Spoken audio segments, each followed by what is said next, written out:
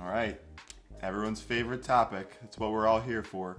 Let's talk about revenue, sales, or gross receipts. It's all the same thing for our purposes in this lesson. So the textbook definition for sales is a term that refers to operating revenues that a company earns through its business activities, such as selling goods, services, products, etc.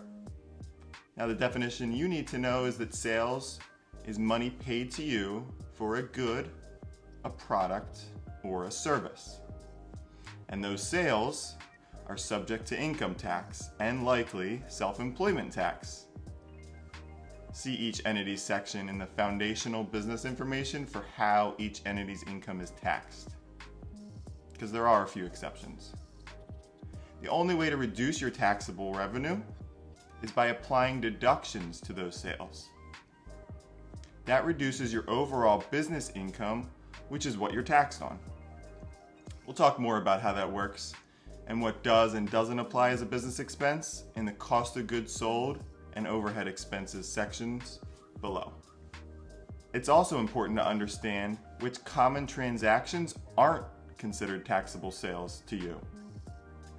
When you put money into the business to either start the bank account or to infuse some money so that you can pay your bills, that's just an owner contribution. That's not income for the business, and that's not taxable to you. A loan that you receive from a bank, a friend, your grandmother, is also not a taxable sale.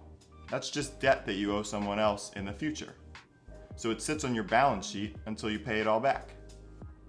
It's not income when it comes in, and when you pay that money out, it's not an expense to pay it back.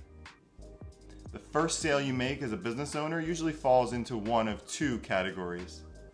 This can either be the first transaction for an unassuming budding entrepreneur who offers their hobby or passion skills to someone who wants to compensate them in return.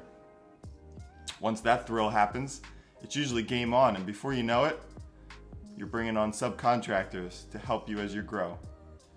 Or it can be the hardest transaction for a startup business to face in its life.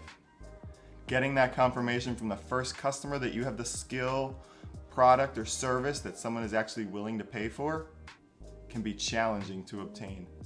Regardless of how it happened, getting that first sale can be incredibly rewarding and life-changing.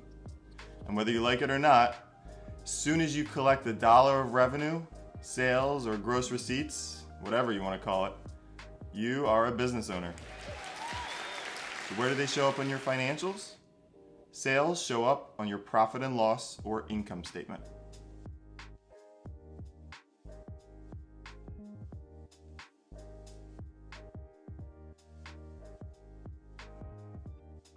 If you found this video helpful, we're real accountants and CPAs who work with hundreds of small business owners just like you every day. Check us out at engagecpas.com to see if we're a good fit for your business. We also have business courses available to help small business owners understand their business. They're for you to learn about your financials, your taxes, how to pick the right entity, tax myths, and everything else about your business.